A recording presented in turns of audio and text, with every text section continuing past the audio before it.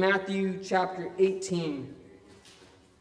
Chapter 18. And with the time provided, Lord willing, we'll get through the whole chapter of Matthew 18. We're going to follow the text in order, but we're going to talk about application and how we can apply this in our lives and how we can learn from the disciples' misunderstanding and with the correction Jesus gave them. So in Matthew 18 is about who is the greatest in heaven, who is the greatest among Jesus. This is a time when Jesus is going around and he's doing miracles and miracles and miracles. And why do I say it like that?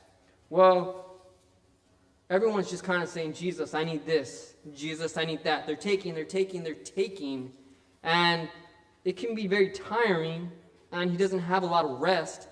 And the disciples are just looking at him, performing all these miracles, giving to the needy, healing the sick. When is there a time of rest for Jesus? Do we think that he's just a Superman and he does not get tired? Do we think that he thinks of himself and like, I need some rest, I want someone to help me?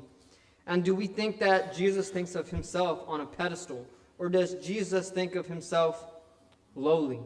Of course, we know that he doesn't think much of himself because he always puts himself in a position of submission to God. So before we get reading into the text, can someone or a few of you give me examples of what does it mean to serve? You have to have a selfless heart. I think that's outstanding. We have a lot of pride. We live in America. We have to be the best at whatever we do. Selfless heart. Does anyone want to give me another example? Or I'll squeeze an example maybe. To follow Jesus means listening to others. We have a tendency of, I know how to do this, I'm going to go tell someone else to do that. Or you know what, someone else is going to take care of it, I'm going to let that slide. Or maybe, that's not my job, don't tell me to go do that. And maybe we won't say it from a position of understanding. We'll say it from a position of, well, it's not my responsibility, what am I going to get out of it? Jesus' disciples here in Matthew 18 were concerned about one thing at the time, and one thing only. Who is going to sit at his left and right hand? Who is going to have authority? Who is Jesus going to give authority to? And they're seeing this Messiah do great things, doing powerful things. No one can explain it. And he's also famous. People are just coming and asking. They're just asking and asking and asking. And he's doing it. That's the miraculous thing that was taking place. He just kept doing good for others, but he's also doing supernatural things, healing people. And so they're kind of like, I want some of that power. And today, the way we can describe it is, I want some of that power. How can I establish a better foundation for my household? How can I get more money? How can I look great to these other people? Can I get with this group? How can I level the playing field so that I can be at that playing field? Let's go ahead and read in verses 1. At that time, I'm reading from the New King James Version, just so that we're clear. At that time, the disciples came to Jesus saying, "Who then is the greatest in the kingdom of heaven?"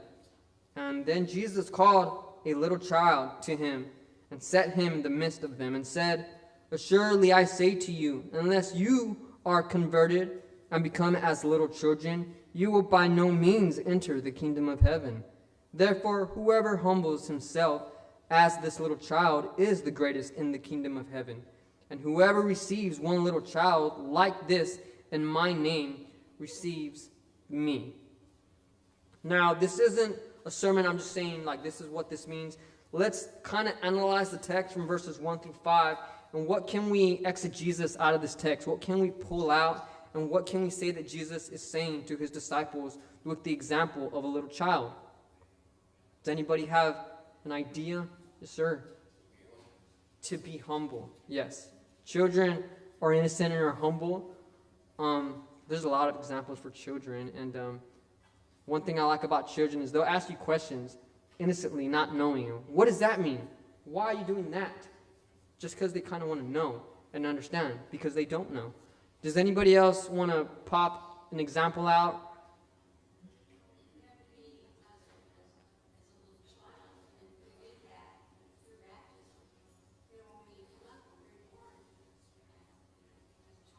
We have to be as a child, just like the example of baptism. We have to be born again, born through the Spirit. Children don't understand consequences fully. And so when they ask something, they're doing it genuinely. They're not doing it out of self-motivation. They're not doing it to get something out of it. They're just curious children. I once had a child ask me years ago. I was 21 and I started getting good at IVs. I was just a medical assistant and the nurses were teaching me IVs, and I had to put an IV in a child, and he asked me, "Do you like this? Do you like hurting me? Why are you doing this?" I look at his mom, and his mom says, "He's being super theatrical, don't worry about it." And I start distracting the kid, and I go, "Well, you're sick, and I want the doctors to know what's going on, so we're going to help you." And he goes, "You don't have to help me like that. Just tell me what I have to do so I don't get the needle." And I started to feel bad. This child genuinely doesn't want a needle going through his vein. And so I start feeling kind of pressure, and I look at the nurse like, "What's the smallest gauge we have?" A gauge is the size of a needle, and they're like, we need a 20, just get the 20 in. All right, Adan, get it in. And so I'm like, "Hey, what do you like to do for fun? Like, what grade are you in? What sports do you like?" And as he's getting distracted, I'm trying my best to concentrate so I don't hurt this innocent child who doesn't genuinely understand why we have to put a needle through him, insert a catheter so that we can get meds in him. He is innocent and he doesn't want to get hurt. But he also asked me a question: do I like doing what I like doing? And I said yes. So an example for me was, I got to get this done real fast so that he doesn't know that he just got punctured and it'll all be done. So as he's talking about his school, I just kind of swab it with alcohol. I'm pinching him. I get the tourniquet on. And as he's looking at the tourniquet, I said, "Okay, this is my chance. Pop it in." Get a red flash. That means I got the vein. And that was it. And all he did was go, "Hey." And that was it. And I said, I like knowing that I can help people get better. And he goes, "Well, you made me feel better. I barely felt a thing." And I said, why did you say "hey" then? And he goes, "I got scared." And I said, "Well, yeah, I got scared too. I was scared that I was going to hurt the child, and he was scared that he was going to feel more pain." So children ask innocently. So how do we ask innocently? There are some people, especially in today's age, we live in an age where if you ask a Bible question out in public, someone doesn't go to church, and they're more about political agenda, we're going to offend people. And then they try to push their political agenda over our religion or over our God. And one thing that we have to understand is sometimes we have to differentiate who's genuine, who's innocent, and who's not. But let's go ahead and talk about verses 6 through 9. This is Matthew 18. We're in verses 6 through 9. We're talking about serving and who is the greatest in the kingdom. Verses 6. Jesus warns of offenses. "But whoever causes one of these little ones who believe in me to sin, it would be better for him if a millstone were hung around his neck, and if he were drowned in the depth of the sea. Woe to the world because of offenses! For offenses must come, but woe to the man by whom the offenses come." Verses 8. "If your hand or foot causes you to sin, cut it off and cast it from you. It is better for you to enter life lame or maimed, rather than having 2 hands or 2 feet to be cast in the everlasting fire." Verse 9. "And if your eye causes you to sin, pluck it out and cast it from you. It is better for you to enter into life with 1 eye, rather than having 2 eyes to be cast into hellfire." There's a lot of meanings Jesus is stating. And the reason why Jesus speaks in parables is he's trying to captivate his audience with a spiritual understanding, and there's a lot of physical understanding. Like I just mentioned right now, the little boy understanding physical pain once we puncture him and get an IV going. He's trying to tell his disciples, we need to start thinking spiritually. We need to start thinking through heaven's eyes and not our own physical eyes. So in verses 6, whoever causes one of these little ones to believe in me, to sin, it would be better for him if a millstone were hung around his neck and he were drowned in the depth of the sea. This was used in The Sound of Freedom. I recently went to go see The Sound of Freedom with Kelly, and it's a very, very good movie. It's also a very surreal movie. So if you go see it, go in there with an understanding that it's what's happening in our world today. Yes, sir. Come again? It's not entertainment. It's informative. Yes.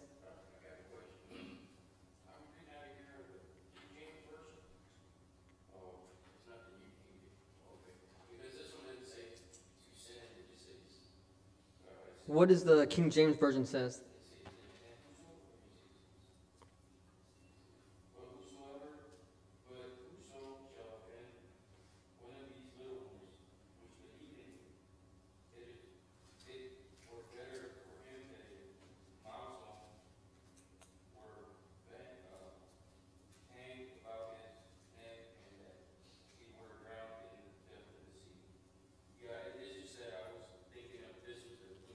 No. The King James Version is awesome. One thing that I like about the King James Version is you'll find words like drunkards in the King James Version will be translated sometimes as wine bibbers.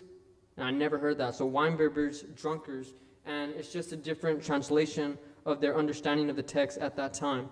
The King James Version is great. The NASB is great. The ESV is good. And New King James Version, I kind of like it a little more. But that's the closest to the text from the original. Oh, no, that's just the King James. And there's actually an original King James that's a little harder to read. They're very hard to find as well. But here in verses 6, the movie quotes, if it would be better for him to have a millstone around his neck and that he were drowned into the depths of the sea. In the movie Sound of Freedom, there's human trafficking of little children. And so as this cop goes undercover, and I'm just paraphrasing everything, he goes and finds one of these human traffickers that traffics little children and goes undercover and says, I want to be just like you. How do y'all think? What do y'all do? I want one of these children. And after he tells him, you're about to be arrested, he quotes this verse to him. Of course, that's kind of taken out of context, but it's also a little bit vague about that context.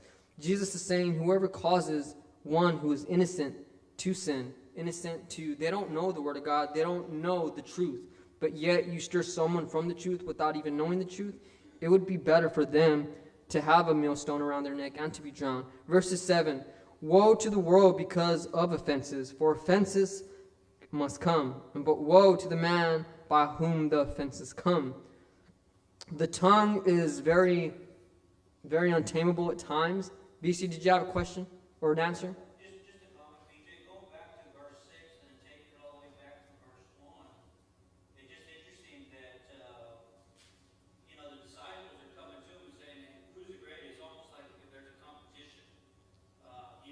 If Jesus selects one or the other, then it kind of makes you wonder if verse 6 doesn't kick in where it says, well, if I choose BJ, then what's BC going to do next to try to become the greatest? Is he going to, try to chop BJ's feet up from underneath him, cut him down, pick on him? Is he going to try to get other people to rally against BJ? So I think it's interesting the way it's written up there at the beginning, but then in verse 6 he comes back and says, if you cause someone to sin, so I think that little competition that they had going on might have at some point or another be causing them to try to go up against each other as opposed to working right alongside each other.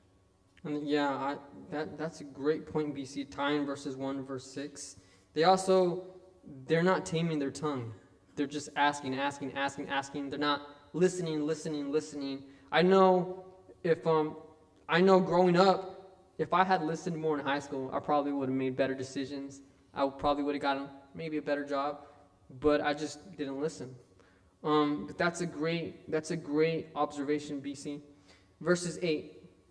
If your hand or foot causes you to sin, cut it off and cast it from you. It is better for you to enter into life lame or maimed, rather than having 2 hands or 2 feet, to be cast into the everlasting fire.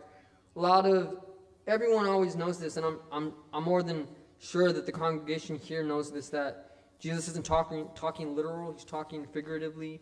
If there's something that causes you to sin, stop it. Why would you want to keep doing what's wrong? A good example is who do you hang out with? Who are your friends? A real friend is not one who's going to put you in danger. One example that I'll give that everyone can kind of relate to, or not relate to, but it's something that Carrie, Alex, Mark, and I went through, is we went through, I forgot where we were at, but there was a wild buffalo just walking on the side of Carrie's Durango, and Mark loves animals, right? Mark's great, he loves animals, and he'll take care of an animal once it's his. And Carrie stops, and Mark goes, the buffalo looks so cute. I'm going to go pet it. And Carrie and Alex start laughing, but Mark is about to get out the window. And I'm like, Mark, what are you doing? That thing is going to kill you. It's a predator. And he goes, he's just sitting there all calm. He's having a nice time. And then we had to say, like, that guy will kill you. Don't go pet it. Mark just wanted to pet a friendly animal. But real friends, they protect you from danger. A real friend would say, or a fake friend would say, go ahead, go touch it, I dare you. Or, for example, Alex and I have a weird relationship. But if there's a hot item on the table, someone will probably dare me to do it. But Alex will be like, BJ, that's hot. Be careful. You're not going to eat the rest of your food if you eat that pepper, so I won't eat it. And Alex is taking care of me. Real friends take care of each other. So get rid of your fake friends. Fake friends don't have any love for you. When we understand that if friends cause you to sin, well, friends like that are causing you kind of to make the wrong directions, kicking you off the narrow path, and in a spiritual sense, that leads you to hell. That doesn't lead you to life. So it's hard, but I'm sure many of us have been in that area where we've come upon fake friends, and we kind of like it because fake friends, they kind of come off as charismatic. They're everything you kind of want to be and act like, cunning, kind of like the serpent we find in Genesis chapter 3. They're smooth with words. They make things look pretty. But all that is just surface. All that is just topical. There's no substance in that. So if something causes you to sin, stop. Get rid of it. Make it go away. Everyone has the power to choose what they want to do going forward. Verses 9. And if your eye causes you to sin, pluck it out and cast it from you. It is better for you to enter into life with one eye, rather than having two eyes to be cast into hellfire. A good modern day application of this is drugs. I'm not going to go into any individual people, but drugs kill you. Drugs are also very addicting. Drugs are super bad for you. One of the most powerful drugs on the planet is sugar. Super addicting. But let me give you an example. Everyone, I'm sure, has had a Coca-Cola or Pepsi. Now, I believe in Austin, there's a big debate every day. It doesn't matter if it's in class, in the congregation, or barbecue. As they say, Dr. Pepper is better than Coca-Cola. Now, these are Aggies speaking. And if we have Aggies in here, Aggies are cool. They're awesome. I didn't go to university, so I really don't care. But I'll say, Coca-Cola is the original. And let me tell you how it started. And let me tell you why it's still here. Dr. Pepper is the little brother. And they like to debate about Coca-Cola. But once you have one Coca-Cola, you want another one. And it tastes good. And you keep wanting another one. Sweets are delicious. But sweets constantly are not good for you. And if you're a healthcare professional, you probably have seen severe diabetes. Diabetes is not a joke. Diabetes can become nephrotic, make your flesh come off, kill your insides while you're still alive, and it's very painful. But if we don't control that, it can take a course of our lives. But yes, sugar, one of the most addicting substances on the planet, and that's why young ones, we tell them, not too much sugar because it will mess them up. Cavities, that can be really fast. I just snapped. I need to stop snapping, talking about etiquette and stuff. My apologies.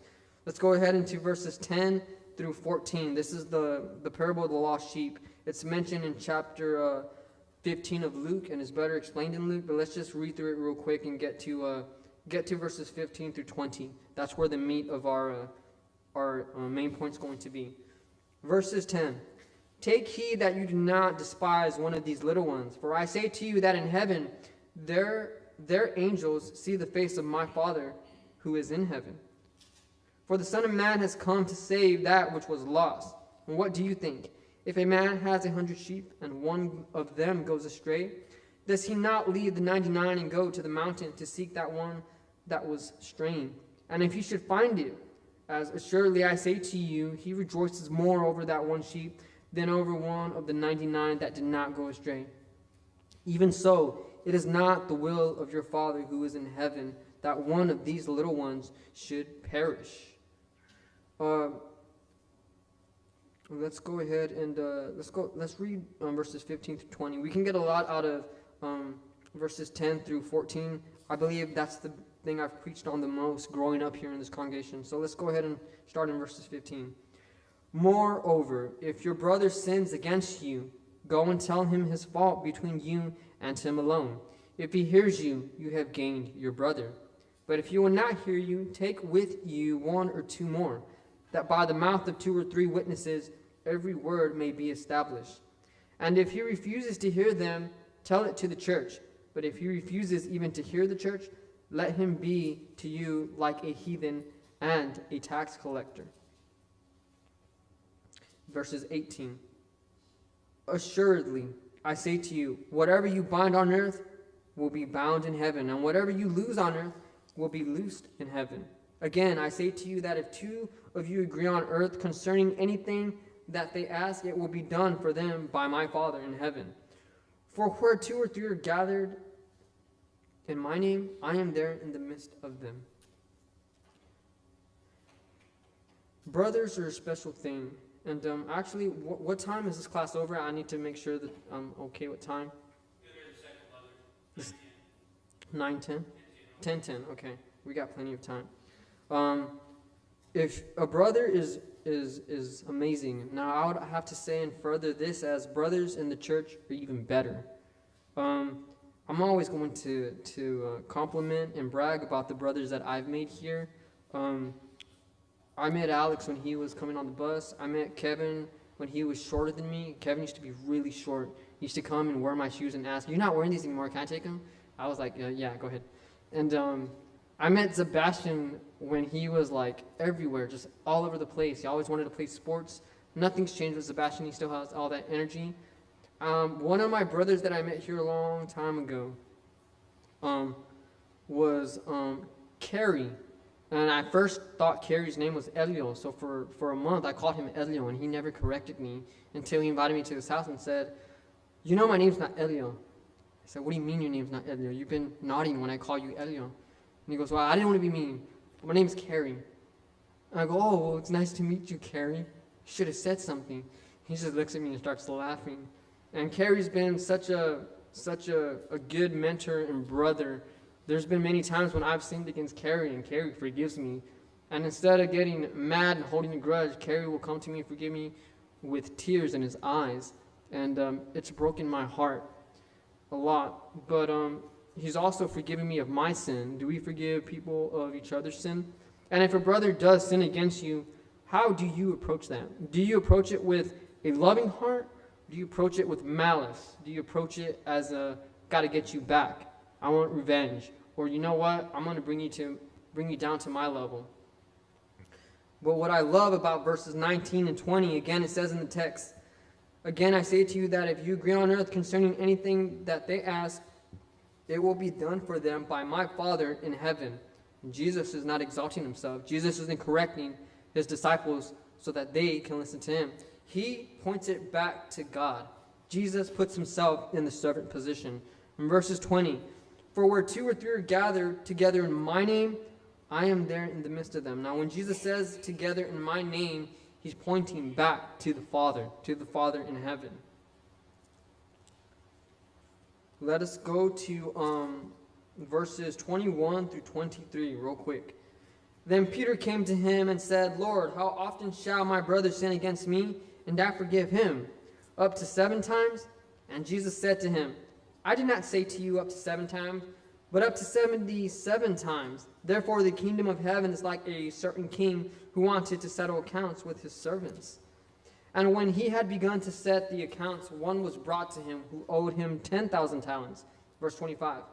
But as he was not able to pay, his master commanded that he be sold with his wife and children and all that he had until that payment was made. The servant therefore fell down before him, saying, Master, have patience with me, please, and I will pay you all. Then the master of the servant was moved with compassion, released him, and forgave him the debt. But that servant went out and found one of his fellow servants who owed him 100 denarii. And he laid hands on him and took him by the throat, saying, Pay me what you owe. Verse 29. So his fellow servant fell down at his feet and begged him, saying, Have patience with me, and I will pay you. And he would not, but went and threw him into prison until he should pay the debt. He just was forgiven. Why is the servant not forgiving his own servant? Verses 32.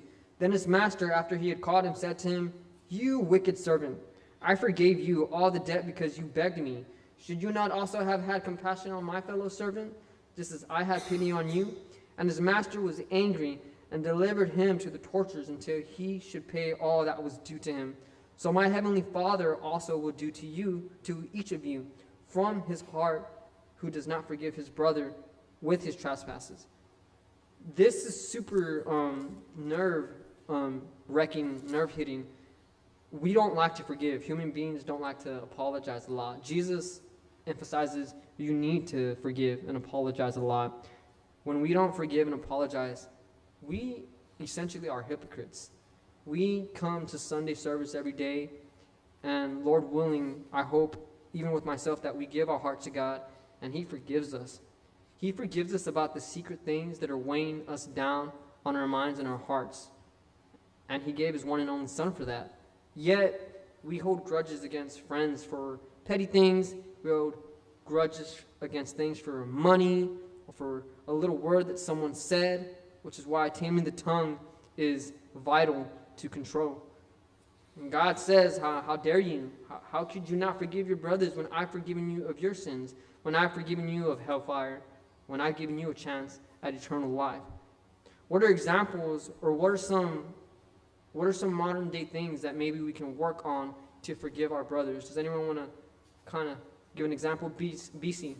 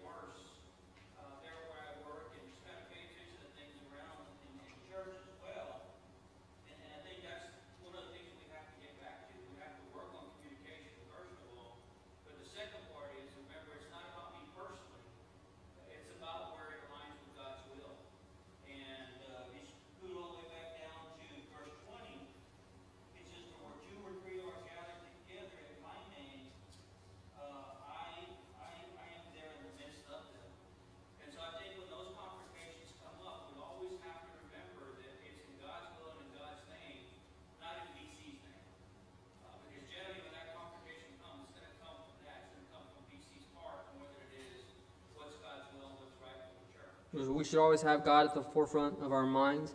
That's awesome. That's a great example, BC. One thing that BC has taught me throughout the past months is pray God. Pray, how can I do your will? Not what I want selfishly, not my plans, but God, please help me do what you want me to do. One example that I want to focus on is while Jesus is teaching his disciples here who's the greatest in heaven, he's also demonstrating how to be a servant. We know that a lot of his followers betrayed him. Peter denied him 3 times. Judas gave him up to the Romans, or actually he gave him up to the Jews to be crucified. And even though Jesus knew their hearts, He says, come follow me. I love you. He knows what Peter's going to do. He knows what he's going to have to go through. And yet he still says, God, not my will, but yours. And he still says to his disciples, who were not 100% faithful to him at the time, follow me. How many of us would tell someone who we know is going to hurt us, come follow me. I'll take care of you.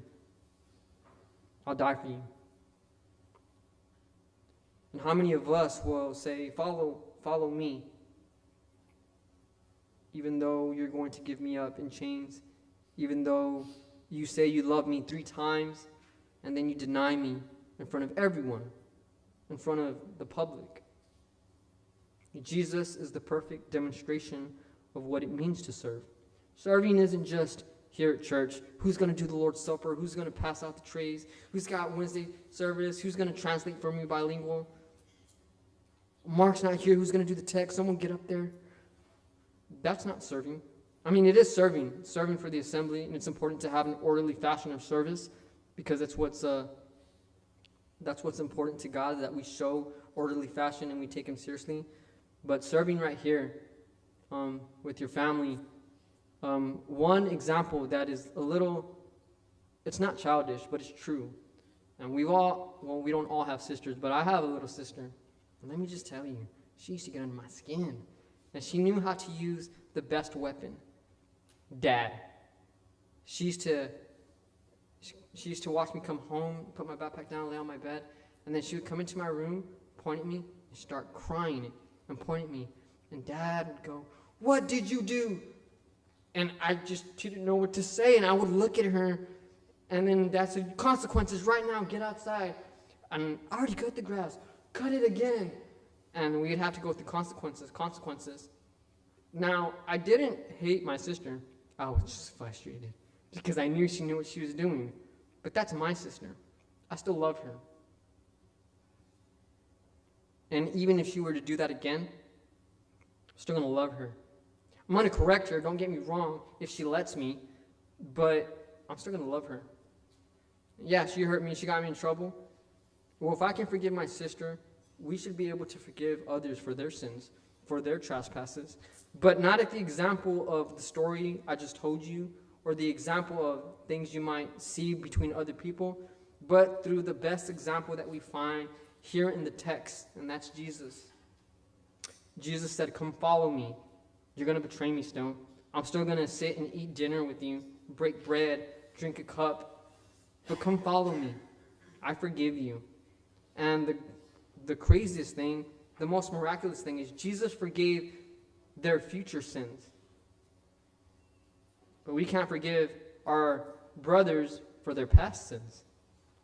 I think that's just incredible. That's why it's important to analyze the text verse for verse, so that we understand that the words written are not just words, but they're the life of Jesus that were meant to last forever and ever and ever.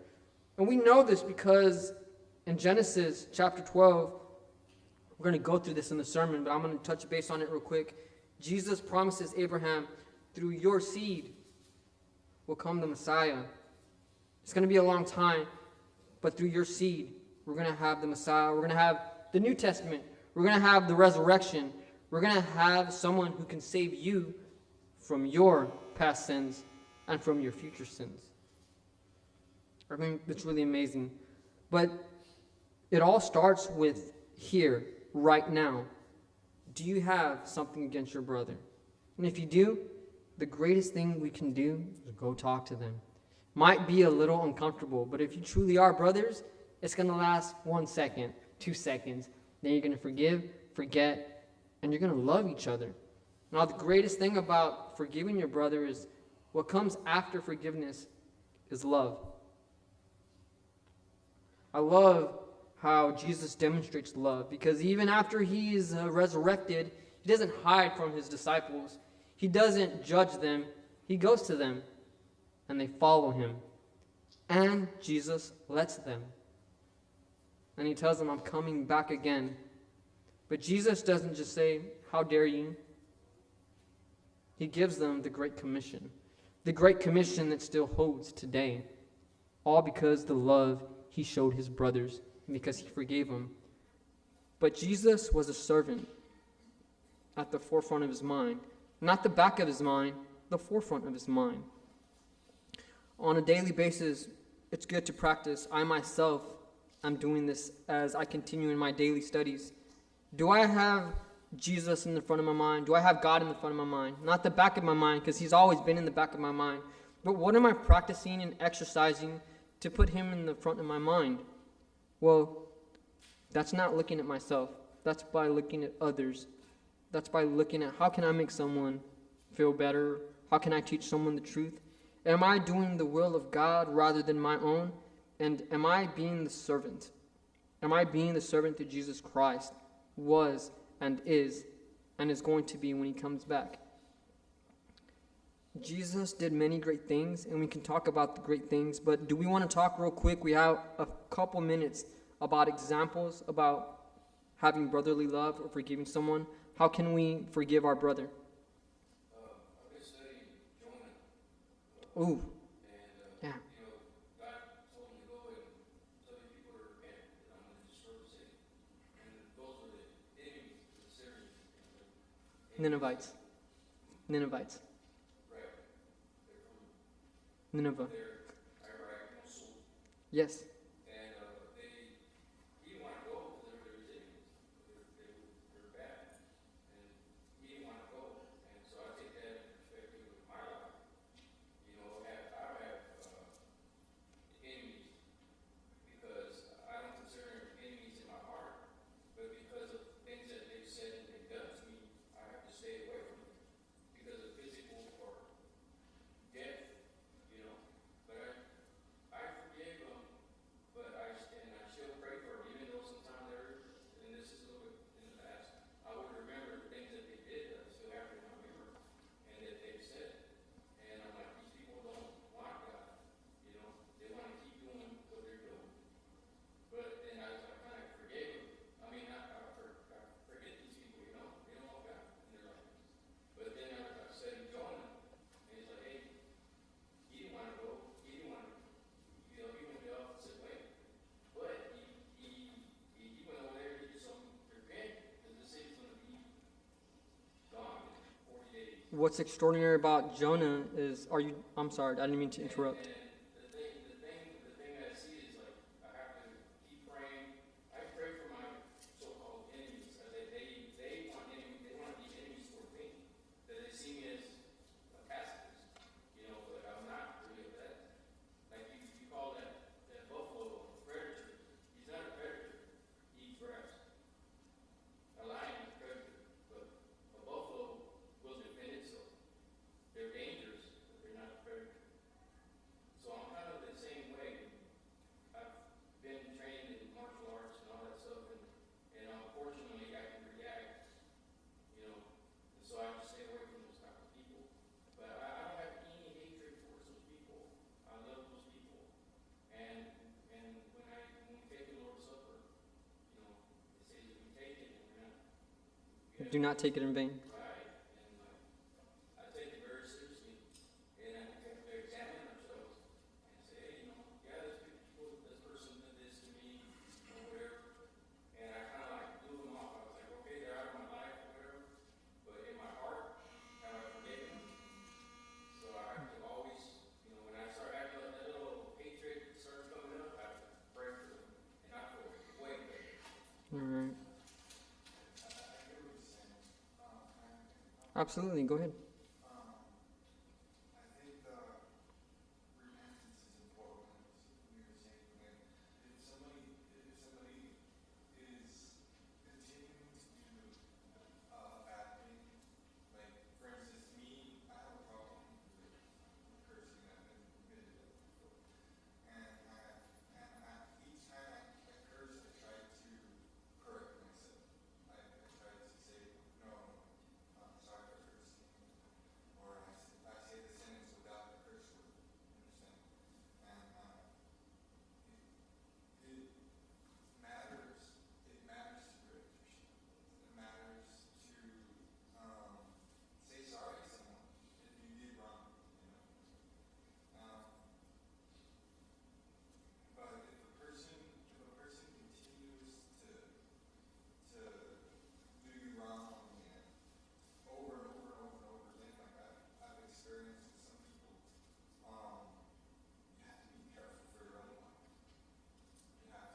Cut them off. say, I'm gonna cut this person off, and they don't need to be in my life anymore. If I choose for them not to, I can pray for them.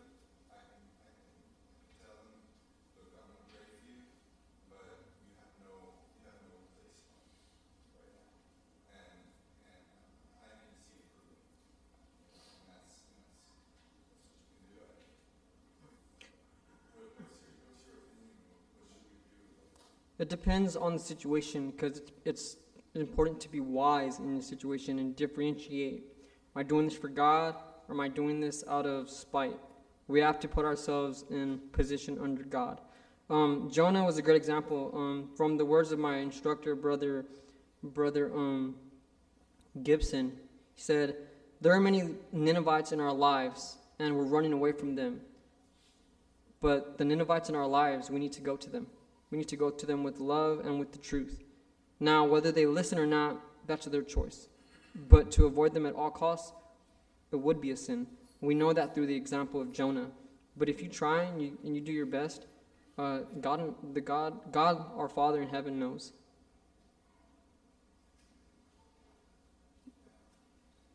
But be wise in your daily situations, because we all have choices to make.